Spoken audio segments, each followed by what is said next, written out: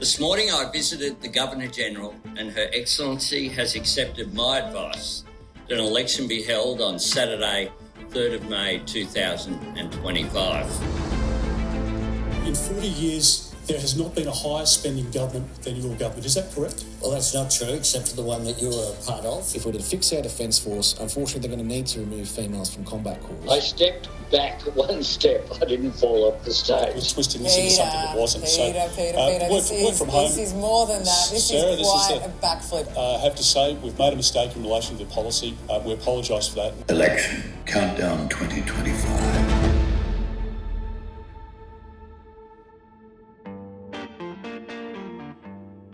For this campaign, we are doing a joint online phone bank with Victorian Labor and their Community Action Network in the second last week of the campaign on Wednesday, the 23rd of April at 6 p.m. We're going to probably have some special guests and you can set up comfortably in your lounge room or at your desk or wherever you want to do it. We're going to have some training. It's just a great way for all of the great listeners of Socially Democratic to come together and actually see each other. And we'll do a bit of a check-in and maybe have a couple of drinks and some beers online afterwards at the end of the phone bank as well. Sign up today. The links to register for the phone bank are in the show notes, and we'll obviously be punching it out through social media as well. Tell your friends, bring people along. It should be a fun night, and it's so important because every conversation that we have is going to shift a vote to Labor. So we really need to make sure that we get out there and bring this election campaign home for Anthony Albanese and the Labor team. But we'll have more on that in the coming weeks with our future episodes. The presenting sponsor for Socially Democratic is Dunn Street. Dunn Street is a campaign agency that specialises in community organising. We only work with people who want to build power to make the world a better place. And if you want to create change in 2025, then hit us up at dunnstreet.com.au. A special shout out to all of our Patreon members as well. And you can join our community for free or for as little as $1.50 a month. And you too can help support this podcast. All paid members receive a welcome gift. So if you have recently signed up, please check your inbox for a message from our producer asking for your shipping address. Because without that, then we can't send you your merch. And finally, today's episode is brought to you by Maurice Blackburn Lawyers. Maurice Blackburn has been fighting for workers' rights in Australia for more than 100 years. They believe the law should serve everyone and not just those that can afford it. So for empathetic and expert legal support, call Maurice Blackburn Lawyers today. All right, let's get on with today's episode. We are taping this one on a Wednesday afternoon on the lands of the Wurundjeri people. And welcome to our second episode of our weekly election countdown series. It's week 2 of the campaign. Early voting starts in 12 days, 22nd of April. It's 26 days until voting ends, or 26 days to what we also used to know as Election Day. We've had our first leaders debate, our first policy backflip, and a whole bunch of other things in between. And to help me unpack the week that was from the campaign trail, I'm joined by my 2 Labor campaign experts who have plenty of election wins under their belt, starting with former Deputy Chief of Staff to 3-time winning Premier Daniel Andrews, and now managing partner at Foster, McCrone, Ratcliffe and Sims. Jessie, coming out of my cave, and I'm doing just fine because I've fixed my audio from last week. McCrone, welcome back to Socially Democratic. Thank you for providing the microphone. The dedicated listeners will be very pleased to hear it. A lot of feedback. And former federal member for Batman and campaign director, and also multiple election wins under his belt. And when he was an industrial officer of the TW, he would brag that he never, ever lost a case in the Industrial Relations Commission. I think it's because he said to me years later, I took all the easy ones and gave the hard ones to Richard Miles. David Feeney, welcome back to Socially Democratic. Thank you. You made that up, but it's not too far from it. Okay, so just to recap for everyone playing along at home, 150 seats in the House of Representatives, 76 needed to win. Labor's on 77, although the Prime Minister said at the debate last night, 78. Someone needs to remind him that we don't have Higgins anymore. And Coalition 53, 23 seats to win, big mountain to climb for them. Let's start off with the debate. The People's Forum debate was on Sky News on last night, Tuesday night. I want to get top reflections from our 2 co-hosts, and then we might go through highlights and lowlights. Your top reflections to you, Jessie McCrone.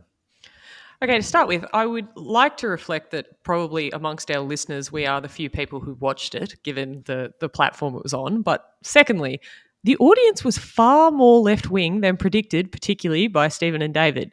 This was the trottiest of Northcote, town hall debate questions that I think I've heard in a leadership debate. So I think that was an interesting reflection that the debate questions were far more to the left. I think that is part of the reason a few of Dutton's people are trying to argue that he won, even though the numbers after the debate made it quite clear that Albanese had won. The last thing I would say is that it didn't traverse any real new ground, which we predicted beforehand that really coming out of this with a draw would be a win for the Prime Minister. I would like to say that Dutton needed a little bit more, though. He needed to put a bit of pressure on the Prime Minister, take a risk, because my current view about how this campaign is rolling out, he needs to put something on the table to switch up the conversation. And right now, conservatism and risk aversion is not going to win it for Dutton. So he had an opportunity with the debate, especially after the backflip, which I'm sure we'll speak about a bit later. He didn't take it to sort of change the conversation. Yeah, interesting things to unpack on that one for sure. David, what were your top line reflections from Tuesday night's debate? Well, we talked beforehand about how these moments are full of risk for the participants, but so both of them managed to not have a catastrophic misstep.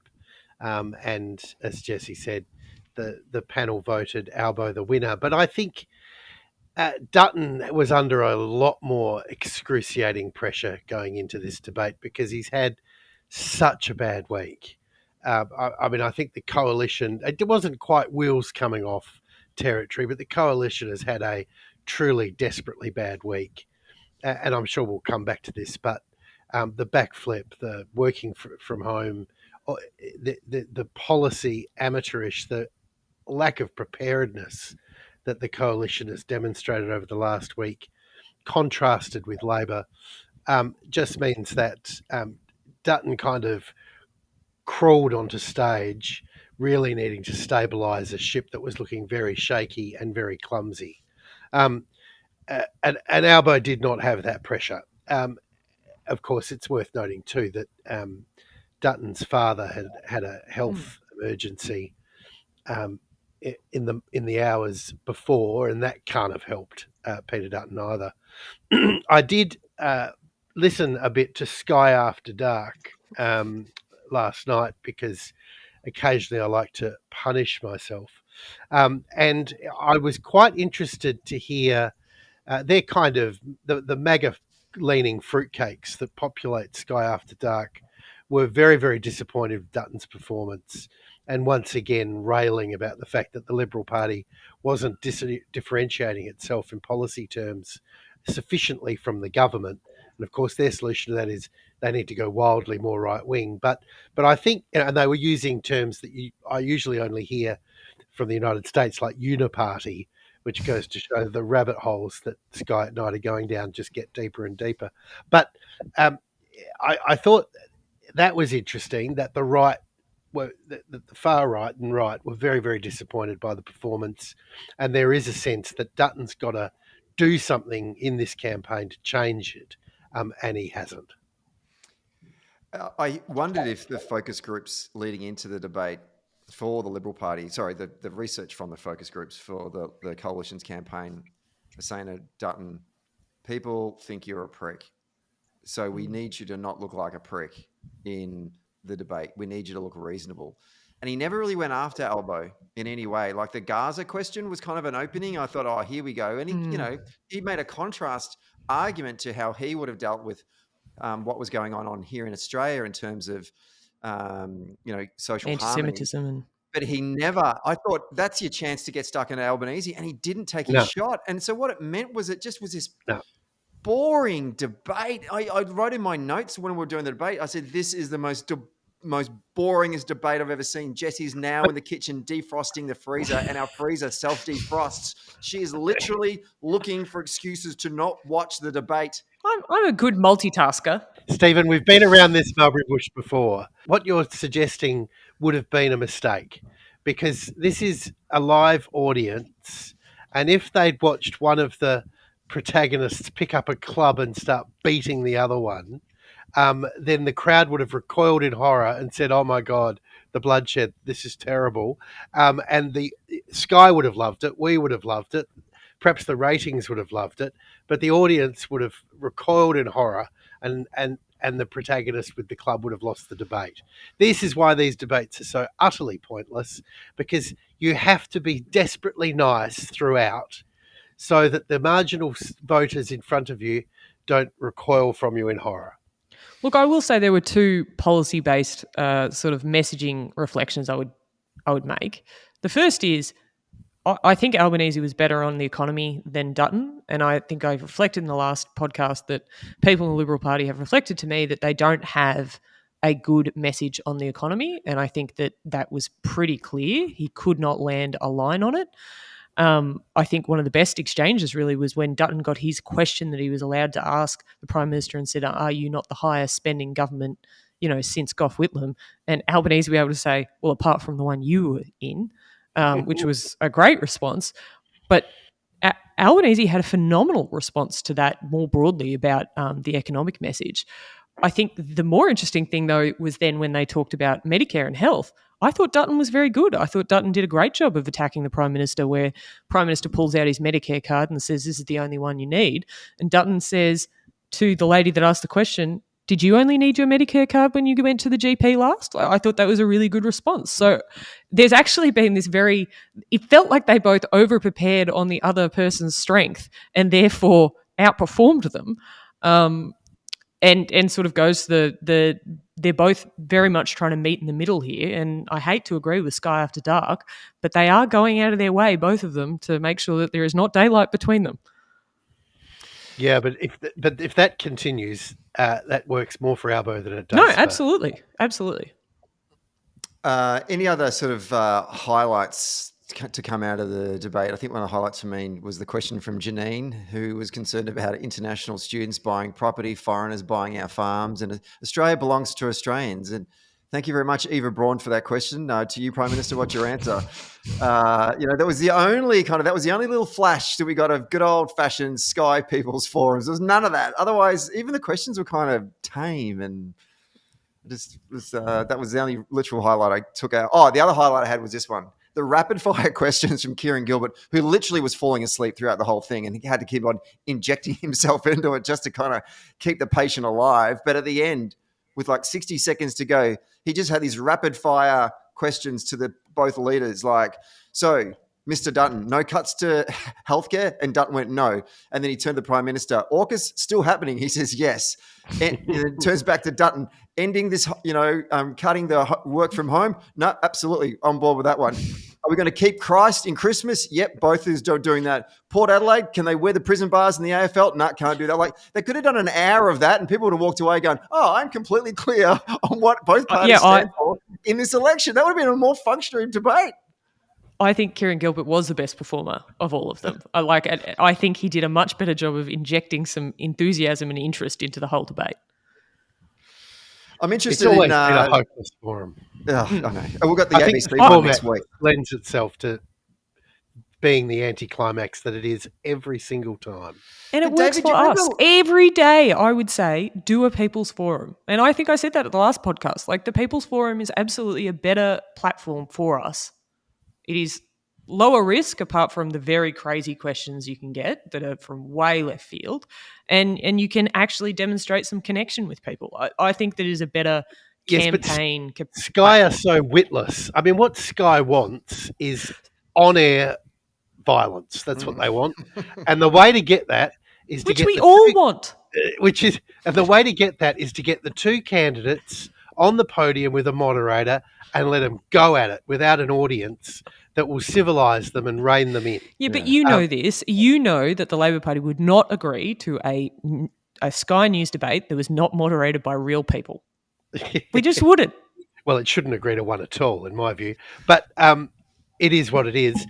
What it means, of course, is that the ABC debate of next week will be the first real debate. Yeah, agree. Because when it's only the two of them in the studio and they're staring into the whites of each other's eyes, that's when they do pull out the hatchet. And Stephen, to your point, that's when, that inane Gaza question, he could have just happily crunched it with a response, which is not something he's going to do in front of a live audience. The other one that I loved earlier in the debate and it was clever it was risky when Dutton said, someone asked, raise your hand. Kieran Gilbert did. Yeah, Kieran Gilbert asked, raise your hands if, the cost of living is impacting you, or, in a, detrimental way. And if anyone's ever been in a union or any kind of party room where there's a vote and people are unsure and only one hand goes up and then others kind of put their hand up, and in the end, out of a room of there was 100 in the room, I think 10 people put their hand up, and Dutton goes, telling, isn't it? And I'm like, no, it's not. It's not at all. I reckon 9 people put their hand up because someone else did and thought, I guess I better put my hand up. Yeah, that felt very flat. Quite comfortable. Yeah, actually, life's got a lot better, really. So anyway, the wrap-up was 44 members voted in favour of Albanese, 35 supported Dutton, 22 remain undecided. And Sky News managed to call it for the Liberal Party. Interesting. Let's turn to some of the more substantive things that happened during the week. And obviously the biggest one was Dutton and the Coalition's campaign backflipping on the working from home policy. Obviously what came out of that story was that there was a view that Dutton was struggling in particular with women, and this is a policy that is super, super popular post-COVID to women in particular. And I think it's important that we've got some gender balance on the show for today to talk about those experiences. David, you went to an all-girls school in Adelaide, so you're probably best to talk about this topic. Peter Dutton, does he have a problem with women? Well, he certainly made one. This was a really terrible week for the Liberal Party, and let's just do a quick recap. So we've got Trump coming out with Liberation Day. Thanks very much, Donald. And how do the major parties in the middle of an election campaign respond to this? Well, the federal government comes out and does give a robust statement, but is mature, is prudent, is sensible, is reassuring, says we're not going to respond. We're going to continue to talk to the United States, but, this is not the act of a friend. Tick. What does Dutton do? I would have done a better job. I could have talked to the Americans. Evidently no. I mean, every single country in the world, Canada and Lesotho and everybody in between, got hit with tariffs. Even the penguins got hit with tariffs. The Taliban got the same tariff rate as us, and I think the SNP did a better job of sticking it to Keir on that front. So Dutton comes out with a statement that is just self-evidently nonsense and will be seen as such by anyone paying attention, and a lot of people pay attention to Trump. And then he says, we've got a broad relationship with the United States, including a defence relationship, and that should be on the table. So then every defence hawk faints. John Howard comes out and makes a statement that the defence relationship and the trade relationship shouldn't be confused or mixed. People come out and condemn Dutton for horizontal escalation of the US relationship, and he starts backpedaling. Oh, no, I didn't really mean that. So, boom, stuffed that up. Then he announces that he's going to get rid of his working from home policy, and he does that in the middle of school holidays when all of us parents are managing our kids and trying to work from home. What a doofus. And then, just in case you missed that catastrophe, he's stuck with an economic position where he said working from home and sacking 41,000 public servants was going to pay for his policy. And now he's not going to sack 41,000 public servants. They're just going to go through natural attrition using a magic wand. And so even the uninitiated and the poorly engaged are watching this clown show and thinking, well, he doesn't know how to handle international relations. He was all over the place and got contradicted by John Howard on defence and national security, and his economic policies aren't adding up. And then the poor bugger crawls into a debate where Sky are, going to do everything, including building him a Death Star to try and push him over the line. I think this was, as you can probably tell from my tone, just a terrible week for the coalition. Now, you only get one chance to make a first impression, and here they were at the starter's gun, just slipping on banana peel after banana peel after banana peel. And Labor, and we always thought, Labor had some lead in its saddlebags, and this was going to be a tough election, and the campaign was everything. And Labor has been out in a professional, disciplined, prudent, sensible, grown-up way, a group of adults who've done their homework. And these guys are running around making it up as they go with crayons and butcher's paper. Jessie, I want to go to you, but I actually want to frame it, the question, which is a question from one of our listeners, Ian Hume. He sort of says to it, I'm sure you'll be talking about Peter Dutton's audition for the Australian gymnastics team for the upcoming LA Olympics, but how does dumping this particular policy, the work from home policy, compared to other major dumpings of party policies during election campaigns? But he really wants to know what kind of impact does this have on a campaign that you have backflipped on something so early in a campaign? I'm very interested to see how this plays out, because there's a couple of things. I have previously had a candidate who has wanted to backflip during a campaign on one of their major election commitments. My line to them at the time was, can you name a candidate who went out with an election commitment, who backflipped during a campaign, who won? And I actually can't even think of many that have actually done it. Like, there's dumping of policies, but this is a major backflip during an election campaign. I can't think of many examples of that happening.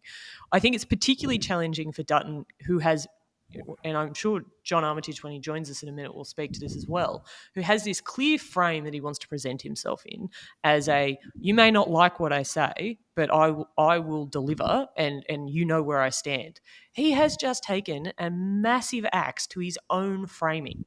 So whether it's a popular, not popular policy, in terms of trust and authenticity, he's taken a blowtorch to that.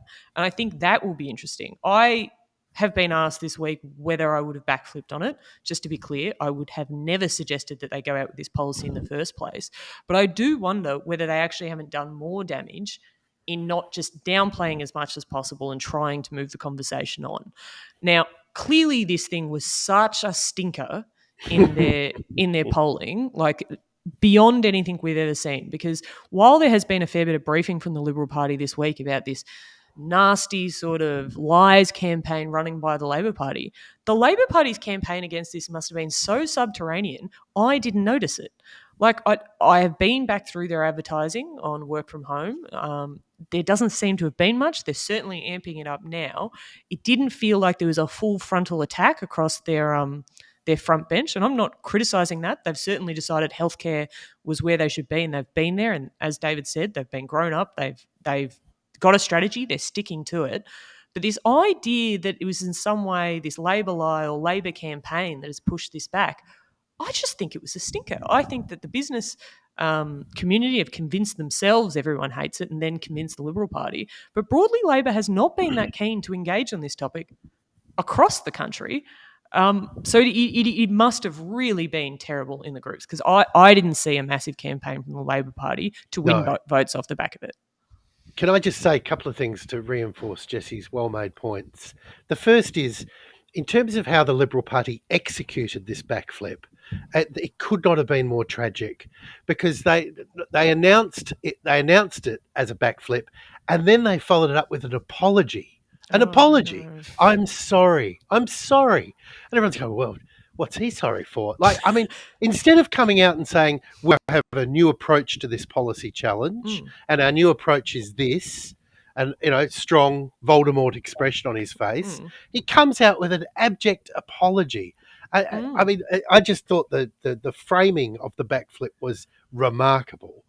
And the second point I'd make is, while he was only threatening to force public servants back to their workplaces, out there in the outer suburbs, they heard it as either everybody, or they understood that it would be the beginning of everybody. Thin edge of the wedge. And so you've got hundreds of thousands of Australians desperately trying to juggle their lives, who since COVID have been able to restructure their balance of life a little bit, and take that dreadful commute a little bit out of their lives, and they're in the middle of school holidays, so they're living the dream right now when this buffoon comes out with his backflip and apology.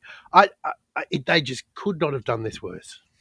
I want to take the time to, and we're going to be doing this each week, bring a special guest into the episode just to hone and bring their own expertise into the conversation. And today we're going to be focusing on messaging and narrative. He's been on the show before. He's a social researcher and political researcher, worked on a number of campaigns, not just in the state of Victoria, but nationally as well for the Labor Party, and very successful at it as well. From Qdos Research, John Armitage, welcome back to Socially Democratic. John, I'm keen to get your reflections initially on the topic we're talking about here, which is this major policy announcement from the coalition to backflip on this work from home arrangement that clearly is very popular in the suburbs. What was your initial reaction when you heard this news?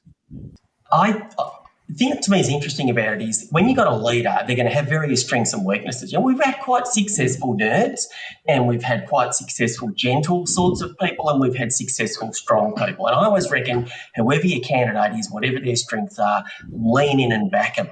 So, I am getting to the point about the backflip, but if you look at the ads they've done on Dutton, they're trying to soften him. He's tough. That's his attribute. Like it's got negatives about it, which we are using, right? Like Labor is using this to say that nasty tough bloke will cut things. He doesn't care much about you, right? So it's being used against him. They're trying to soften that. Now, the backflip, as Jessie and Dave said about its sort of rarity and including the apology.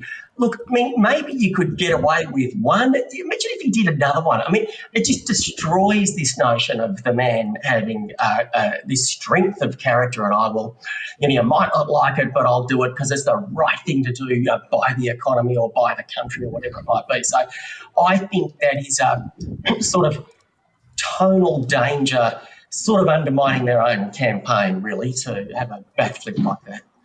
You've got to back that guy's tough, no matter what stupid things he says. Can we broaden it out, John, the conversation? So, the last time you were on the podcast, we were talking about what we think the election narrative will be for both campaigns. We're now in sort of, through 1.5 weeks of the campaign. In terms of the framing of the debate, I'm interested to get your observations on it. I just went on the Liberal Party's various social media platforms and was looking through a lot of their content. Most of it's negative, and it's a lot of "we can't afford 3 more years of Labor" is their kind of catch cry, which is kind of building off of the whole, the bill we can't afford, but redone in a bit less effective way. What's looking at the Liberal Party to begin with? What's your take on the way that they're trying to frame this debate, and where are they trying to take this conversation? Yeah, I reckon that's about right. But if I just take a step back, right, in elections, you don't really usually get the chance to create something new. An election is about the context of the times and what you've put in the bank in the last few years of opposition or government, right? So if we have a look at that, context of the times is cost of living. That should be shaving a couple of % off any incumbent government, maybe more. And the other thing I think is Trump, the whole sort of just the whole sort of anxiety that he creates just by being sort of off the leash and a bit unhinged.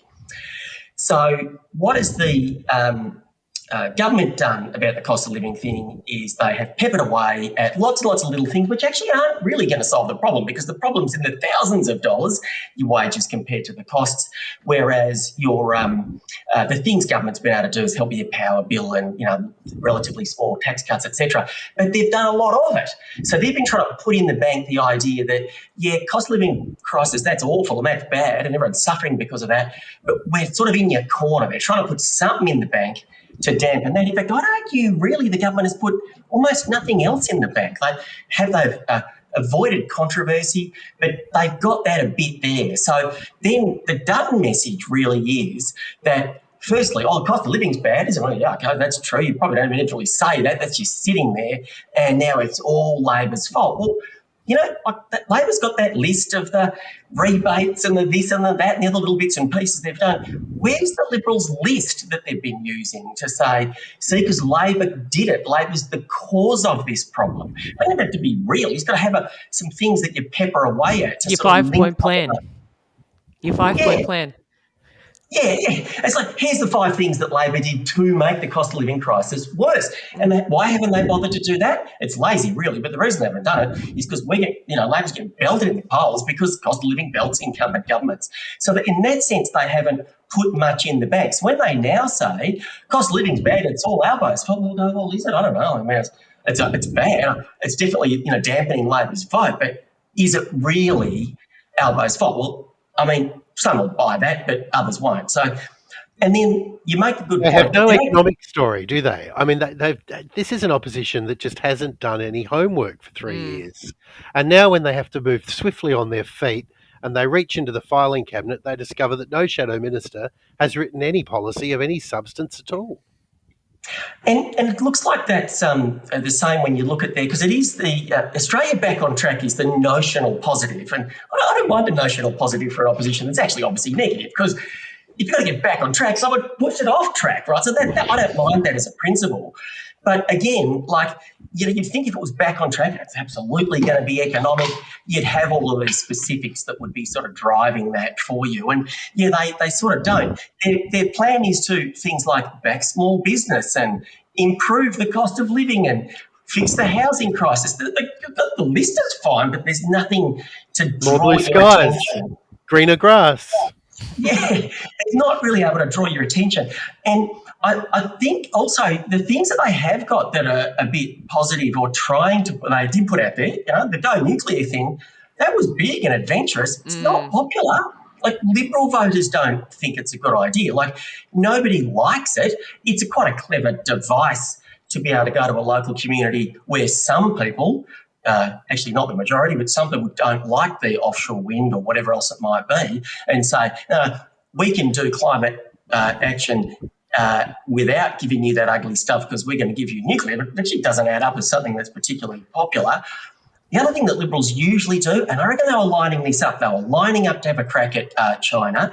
They were lining up to have a crack at migration. And I thought you're right, Jessie, he did that really well. But it was pretty soft, right? It was deliberately pretty soft.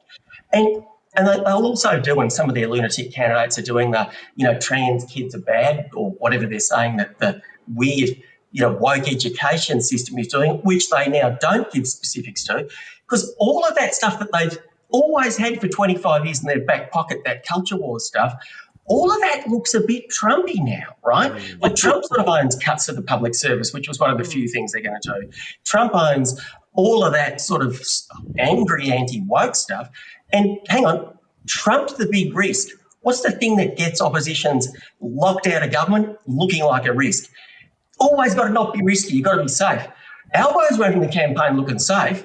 They're running the campaign thinking, well, hang on, we usually like to run all this sort of, this sort of culture war stuff. Oh, geez, that'd look a bit Trumpy. We've already looked a bit Trumpy on our cuts to public service, etc. So I think, I'm sure you're right, Dave, this is a complete lack of homework, but it's either, that's what it looks like, is they haven't done anything. But that, or it's a pretty flawed strategy, is perhaps more generous in this case. But so just on immigration... Oh, sorry, Jess, go ahead. No, well, theoretically, how it should work, if you're the opposition, you should spend the first 2/3 of your opposition ripping through the government, just absolutely tearing them apart on anything, everything, trying to get a foothold.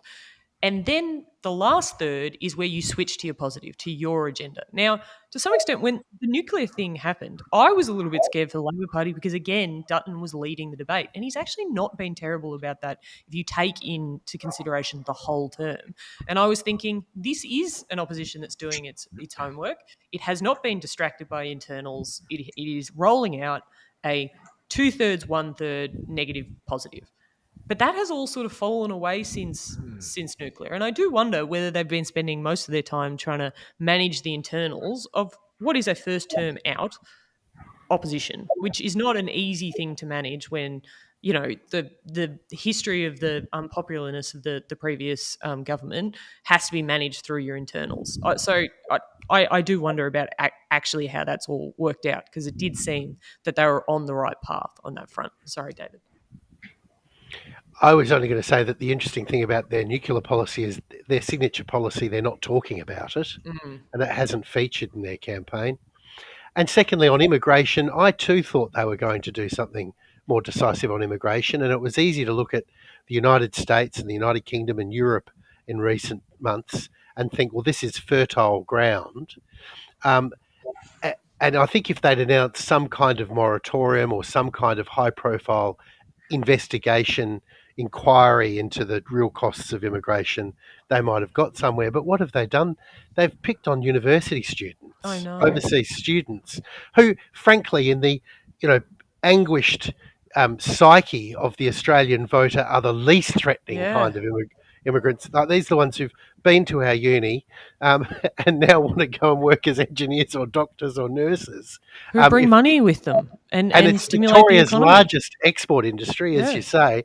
So they've managed to find one corner of the debate, which is the least fertile from their perspective, and bounce around in there, which I think is just, again, another example of amateurish politics. Well, one thing I've been thinking about, and I agree with everything you've been saying, and, both John and David in previous podcasts, we've been talking about, to your point, Jessie, before, about the discipline that they did have up until the starter's gun was fired, was good from Dutton. In January this year, David and I were despondent in that first podcast about the prospects of Labor being returned at this election. And I'm just now wondering, where's it all gone? But more specifically, thinking about the electoral math for the coalition to pick up those 23 seats, what are they actually offering those electorates that they're actually targeting, which is outer suburban, traditional, marginal seats, but also if they are genuine about trying to pick up seats in what would be deemed as Labor's traditional heartland of the western suburbs of Melbourne and Sydney, what is they're offering to those voters as well? Because I'm not seeing it, and this is one of my my nominations for probably unanswerable questions at this moment in time. But there are 12 days to go before the actual election kind of begins, like where voter starts. You're running out of time. You are running out of time. And as John said, they've got this carnivore as a leader, and they're feeding him a vegetarian diet. No one's going to be persuaded.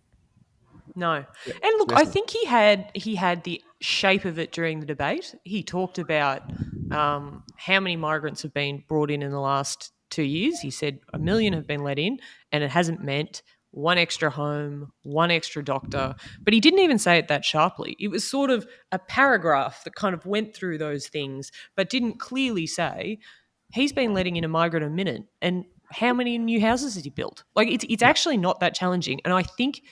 And this is why our roads are congested and yada, yada, yada. And despite your points, John, which I agree with in terms of the connection with Trump and migration, there is a way to do it. There is a way to do it and not look Trumpy. And I don't want to encourage the Liberal Party to do it, but I am similarly surprised that we've not seen that clarity of message from them. My second question, and I know I'm not running this podcast, Stephen, is probably to all of you. Would you be doing more in the negative space to connect Dutton to Trump? Like, are you running ads that connect those two people? And I know we don't have all the information and blah, blah, blah, but we get to be fun commentators here. So, like, what do you think? John? Yeah, I would. I mean, there might be a practical issue there where a government of a day has got they are in government, and, they might have those sort of things they've got to worry about policy-wise, but I just want them to tear into it, like, it just seems it's a gimme. Like, Trump went from being this guy that's this sort of oddity of America, this sort of, this sort of unhinged and really dangerous proposition. I mean, if people over 50 check their superannuation, right? If you've checked it, it's down, and everyone will tell you it's because of Trump. And all this cost of living anxiety, which was, fortunately for the government, starting to ease as interest rates, wages going up a smidge, interest rates are down a bit. And now Trump's going to make it all worse again. It just seems like it's an absolute gimme. So, look, I get that they might have some strategic reasons not to. I would have hammered him on it. And it's true, right? Just go through the list of the things. Well, I won't bore you with it, but the list of the things that, you would associate with Trumpism, Dutton has said them all. Like, he has said things about migration. He turns his back on the stolen generations apology. He has said and done things about, climate, et cetera, et cetera. His brand persona can very easily be linked to that frighteningness of Trump. Hey, could I just say one thing here that I think is worth noting? If you look at the Labor negative, you'll be worse off under Dutton. And the Liberals' negative is Labor's bad. Now, this is probably cock-up rather than strategy, but as a general rule, think about this sort of roughly 5 classes of voters. You're rested on left or Labor people, you're sort of fair weather Labor people, genuine people who sit in the middle, and of course the other two that parallel out on the other side or matched up on the other side. The people you've got a reasonable chance of getting, and let's say from the Liberal Party's point of view here, they are either fair weather Labor people who at least partly identify as Labor, or they're genuine swingers who sometimes identify with the Labor Party. So saying Labor is bad is a good message when you know you're going to lose and you're actually just trying to shore up the fair weather Libs, right? So what you say is, at this election, this particular Labor Party led by that particular person is a problem, right? So they would be saying, they don't go out against Labor, they go out against Albo. We're not picking on people who would otherwise think that the Liberal Party's okay. We're just saying Dutton is a problem, right? We're honing in on him as a negative. Now, that is probably a stuff-up, but usually if you're going after the party brand that is defending your base, and if you're going after the leader, you're trying to take on the middle. That is a bit of a standard sort of a formula you might use. I do note that the Labor campaign is not very Albo, right? Because he's not very branded. It's sort of we or Labor or the government has done. It's not like a Kevin 07 super around the leader, but the Liberal Party negativism So Dutton's this big character in the election, in a sense, probably the most strongly branded of the two. We're leaning into the negative of that, and they're watering down the positive of his. It seems that's a mismatch to me. But just to explore this exquisite timing, because as you say, John, Trump and Dutton share all of these issues and attributes, but at this moment in time, Trump has done something very important and annihilated his own economic credentials. To fix a $2 trillion trade deficit, he's wiped $7 trillion and counting off the US stock exchange. And so at this moment in time, economic orthodoxy and economic credentials have been wiped off the Trump and Trump-adjacent bandwagon. So as we know, sitting at the heart of the Liberal Party is its economic credentials bunker. The notion that the Liberal Party can manage money better, the notion that Labor stuffs the money and people hire the Liberals to come in and conduct repairs.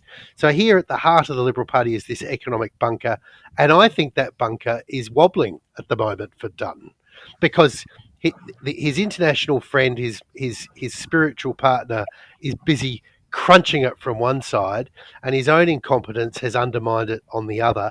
And Labor, on the other hand, I think has managed its economic debate in sort of over the last 2 weeks as well as one could imagine. And so I think Labor grenadiers are now getting into this bunker, and Dutton risks losing that central brand strength in this campaign.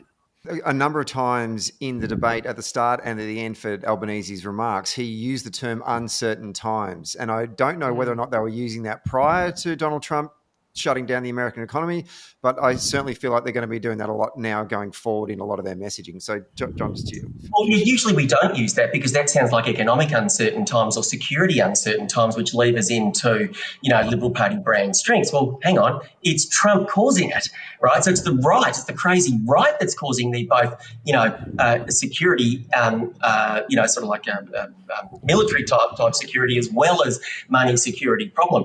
But see, every time there's a positive, if someone's strong, they might not be caring. If someone's smart, they might not necessarily be sort of in touch with the ordinary person. There's always the yin and yang. Not to say one's bad, it's just that one counters the other. So the Liberals have got this sort of, or had this sort of brand strength that, as David's articulated well, is weakening in this economic space. Well, what's the trade-off that they have earned over the years to their brand for being strong on the economy? They cut stuff, right? So, we're leaning into that. Dutton's cuts will hurt you. You'll be worse off with Dutton's cuts. So we're working really hard on the harm that is caused by their that space, whilst they're getting murdered by Trump in that space at the same time.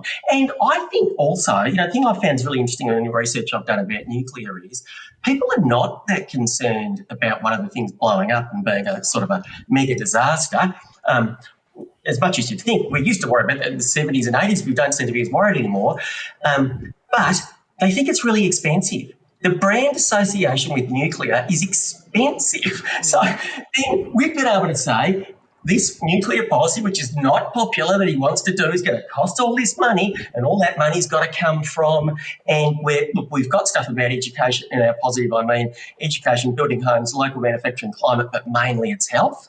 Is the good positive we're selling, and we're also selling him as the danger in health. So he's going to do this unpopular nuclear thing, spend a bomb on it, and the money's coming out of he's putting you at risk with services being worse, particularly in health. Well, John, we really appreciate your insights as always. Could have turned it into a one big long monster podcast, but I know that you've got busy things to do, and so do we. We need to get on with our nominations for the week. But thanks very much, John, for coming on the show today. And I feel that we'll have you back on the show before we close out this election campaign proper. So thanks very much. Good on you. Thanks very much. See you all soon. Bye-bye. Cheers, John.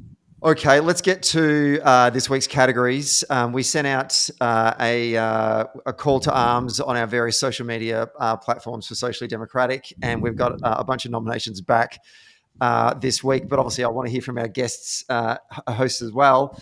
Starting with Tory with the typewriter nominations. Does anyone have David? Thumbs up. Only David would have one. David, what's your who are your? Is it one or many nominations for Tory of the typewriter this week? I've confined myself to one, and it's one of my long-time favourites, Simon Benson at the Australian. Simon Benson often gets those jobs at News Limited that no one else is willing to take on. And his job at the moment is to try and insist that Dutton is very competitive in this election. And so his headline today, Election 2025, finally Peter Dutton finds his mojo in the leaders' debate. Finally, there is a contest. After a shaky first week, Peter Dutton needed to lift, and on Tuesday night he did it. Well, of course he didn't, as we've just discussed. But these guys just desperately rooting for Peter to try and turn this into a contest as they watch him melt like an ice cream on the beach. The other interesting part about that is, because I think it was in the Australian that was? That's correct, yes. The Australian has, quite famously, very, very early deadlines. When they had a very nasty inquiry come in, it was always, and we go to print at 6, so you're going to have to give us your response. The fact that he's been able to squeeze that into the paper after writing it after the debate is actually just phenomenal. That was to be fair, he may have written it a week 100% written before the debate. Yes. Well, interestingly enough, David, Jason P also sent in the same. I think he said Simon Benson's interpretation of the news poll is also a worthy nominee for Tory of the typewriter. I read that as well. I was also going to have what you just suggested there. That was going to be my hot take for the week. Congratulations, Simon. You've been nominated for 2. Lucky McCarthy has said everyone from the ABC, but particular certain journalists calling Dutton's backflip an about face. Why can't it be? Basically, saying, why can't it be a backflip? Why are we trying to soften this as an about face? And someone else, the other Tory of the typewriter was Sky News declaring Dutton a winner, even though the people in the actual room said that Albanese won. In a room you stacked out with your own Tories, so that's clearly a Tory of the typewriter there. Probably unanswerable questions. Jessie, do you have one of these? I do. I think the most interesting sport during a campaign is reading this background briefing that comes from both campaigns about why decisions are made and all those sort of things. And there was a very long in-depth about the work from home backflip. Part of what was being briefed out is that it was very frustrating for Liberals because they felt that it was distracting from their strongest thing that has happened, which is Albanese lying about falling off a stage and how that in groups is just landing. And I think that's an unanswerable sort of question right now. I do think that Albanese could have managed how he described that better. And I think it's a real question about whether voters think that is entirely, mate, you fell off the stage, just cop it, or not. It shows desperate vibes and early as well. We've all been in those those losing campaigns where you are just clutching onto anything at this moment because deep down below the surface things are bad. And when I saw that, and also on the Liberals' social media feed, just jumping all over it, and I'm like, mate, that is a non-starter. Like, no one gives a shit. No one gives a shit. Anyway, I do think that perhaps our answer should not have been Albo didn't fall off the stage. Sure, but like it doesn't compare to the national apology that Peter Dutton just gave us. No, absolutely not. But you're looking for unanswerable questions. I'm really, really sorry about my policies. And the other unanswerable question was the one I mentioned before, which is, when's Dutton going to make his move? He's running out of time. I fear for him. There are 12 days till the electorate starts to vote. His campaign is trending downward in the polls. There's no signature policy that's capturing the imagination of the voters. How are you going to turn it around? Now, Stephen, I wouldn't want to let an episode go past, particularly during an election campaign, without me having something to say at least about those traitors to the unity of Labor, the Greens Party. And it's interesting to watch Adam Bandt's strategy in this election campaign. And I use the word strategy there very loosely. It seems like the Greens have decided that their campaign plan in this election is to describe themselves as a really effective lobby group with the Labor Party. And their campaign plan is, if you vote for us, we're very confident we can get a meeting with the Labor Prime Minister and ask him for stuff. And what are they? And we're going to ask him for dental as part of Medicare, and we're going to ask him for because at everything that Labor has achieved in government, of course, was our success, and every failure was, of course, Labor's failure. I think Adam Bandt preparing himself and his list of demands as a crossbencher is not a smart play by the Greens, and as we know, this is an election where the Greens, hoping to build on their 5 members in the lower house, may end up with only 2. So. Yeah, no. Well, I've got Adam Bandt for another nomination later on. Most reluctant door knocker award. Stephen Gently's messaging Zoe McKenzie for the most reluctant door knocker. Check her socials. I actually tried to Google Zoe. I couldn't find her. I don't even know who Zoe McKenzie is. Is there anyone who knows Zoe McKenzie is?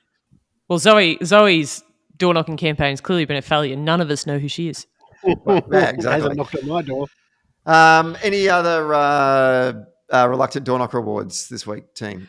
If you'd like to spend some time on, which I unfortunately have, on the Young Liberals Instagram page and watch some little videos. How much time do you spend on there? Sadly, more than I'd like to admit, but I am now on this podcast admitting that I am doing that.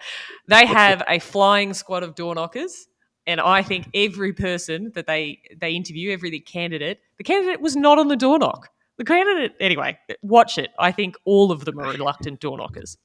The things that they're nominating that people told them about just did if not anyone's happen. ever knocked on a door, no one has ever said the things that candidate thinks that they just said.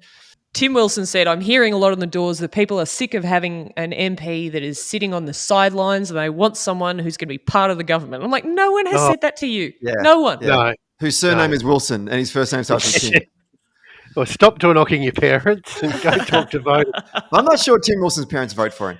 Hot take of the week. Hot take of the week has actually been sent in from someone who's anonymous. So it's Phil Curry wrote a column during the week. One of the early paragraphs, he says that it was about the backflipping of the policy about work from home. First, it annoyed women, not just public servants, especially as Labor and the ACT mounted a false but effective "you'll be next" scare campaign aimed at the private sector, right? So he was questioning that this, you'll be next. That's never going to happen. 800 words later, amid all of it, frustrated private sector employees struggling to get their people back into the office will be crestfallen, given both parties of government now agree furiously that there should be a right to stay at home at work a week. Like, how did he do this mental jiu-jitsu to jump by saying at the start that nobody wants that, but also this is the way of getting people back to working from home? You can't have it both ways. Anyway, thank you for that one. Melbourne Ing in over my head nominations. I've got a couple here. Does anyone have any on that one? Well, I just think Mandy Nolan, the Greens candidate in Richmond, who made an Adolf Hitler joke, probably not a great idea. Hitler was just having his kind of fun. The Greens, of course, are standing behind her. But I think, I think that's a challenge. Yeah, it is. I'd like to flag that at some point we may decide that Dutton is on this list. I don't think we're there yet. Yeah. But there is a question mark at this point about whether he's in over his head. It's coming. He certainly wants to be talking to key members of his shadow cabinet saying, what have you been doing? Well, I mean, that's where a couple of nominations come from. One from Jason P and also one from Lucky McCarthy. Angus Taylor getting skewered by Billy Fitzsimons on the Daily Oz podcast was a thing of beauty. If you haven't seen it, check that out. And the other one, the Liberal Party vetting team, the Bennelong candidate failed to disclose fundraising as tied to a Beijing high roller. The Qyon candidate pitched herself as a renter whilst owning 2 properties. And the Bradfield candidate named in a workplace discrimination settlement with the Commonwealth. The Liberal Party vetting team are nominated this week for the Melbourne. Well, and there was another one too. There was a candidate who said that women shouldn't serve in the military. They deselected him, which makes them better than the Greens. They did. Well, it's worse than a Hitler joke, isn't it? I mean, there's a few that are coming cropper here. Yeah. Marginal seat Hunger Games. I don't have any nominations for this one this week. Does anyone have any nominations for this one in particular?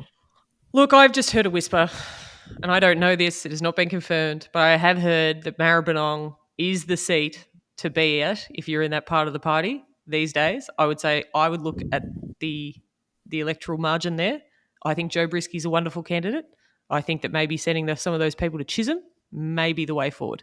Mm-hmm. Okay.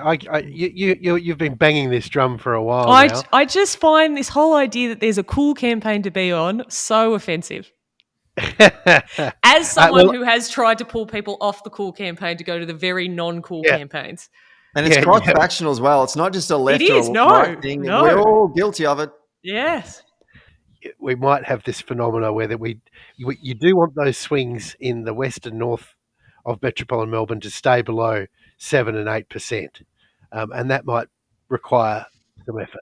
You heard it here first. David's worried about Maribyrnong. Well, maybe we lose Maribyrnong on election night. I'll be taking this up with you.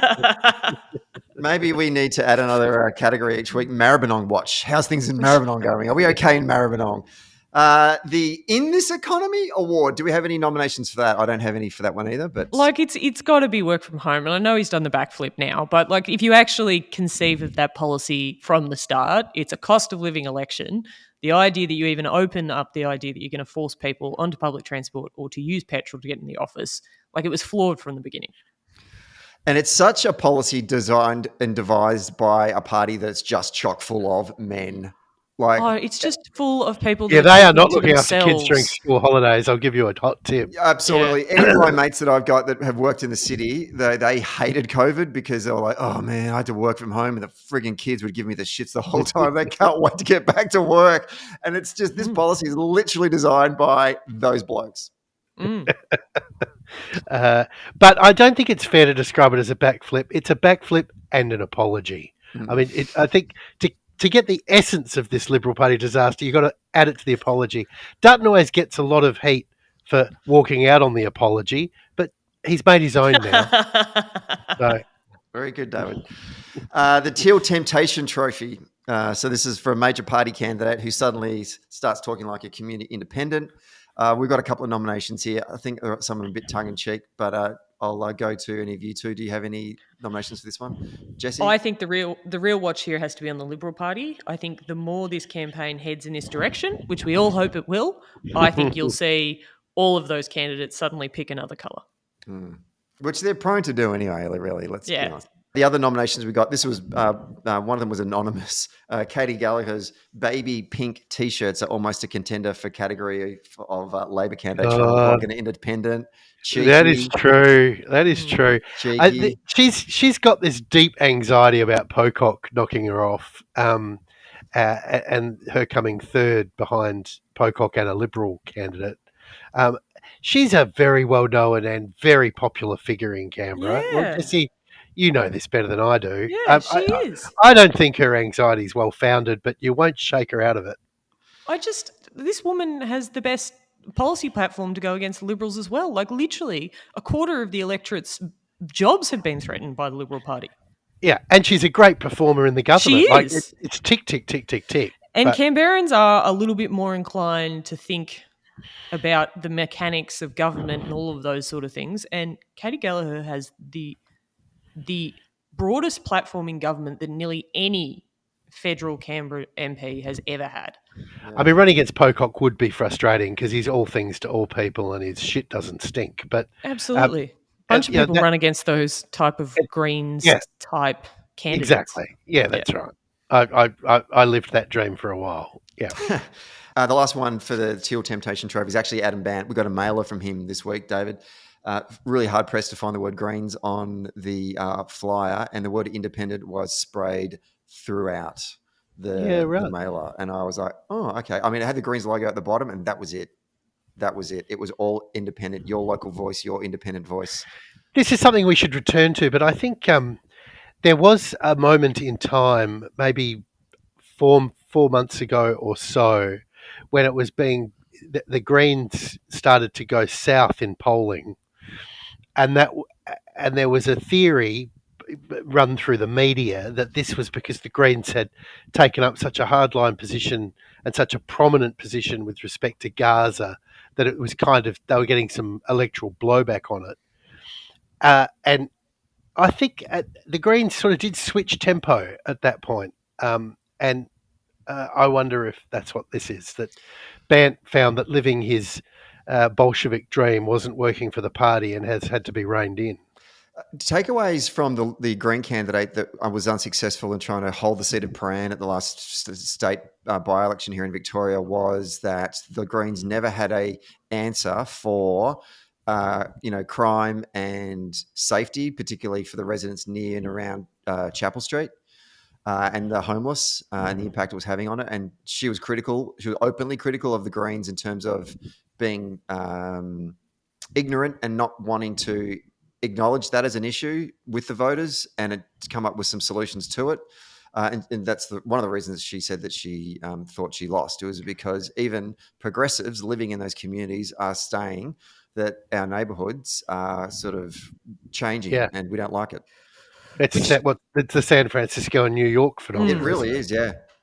But it's interesting, mostly the Greens do very well in by-elections because, especially ones that aren't going to change the government. It was intriguing at this one. It actually forced the Greens into areas where they normally just don't even have to play. Whereas most by-elections, they do better than normal. In a general, I think the safety thing is less of a problem for the Greens. Yeah. Closing out, who won the week? Jessie, I'll let you go first and then David. Look, Labor won the week. I think, though, more importantly, the Libs lost the week. Labor is doing a very good job. They're not dropping any balls, but this week was fundamentally lost by the Liberal Party. Mr. Feeney? Completely agree with that analysis. Labor had a good, thorough week, but they were engaged in mortal combat with someone who just could not stand up without falling over. And I think the Liberal Party campaign is now, there's some very real question marks over the people, the thinking, the political instinct, the research. I mean, how is it that this working from home policy had to be dumped in the first week of the campaign? Weren't there pollsters and their policy people talking for months and months and even years? That's a surefire sign that they have not integrated the work of their party organisation with the work of their campaign planning. And I think that speaks to the fact that this is a very amateurish operation. Let's see how they go next week. Well, remember that we'll be back next week with both Jessie and David to recap week 3 of the campaign, including the leaders. There'll be another leaders debate on the ABC, and we'll also be joined by a special guest, Benita Kolovos from The Guardian. She's a state rounds reporter here in Victoria to unpack the role of the media coverage from both campaigns.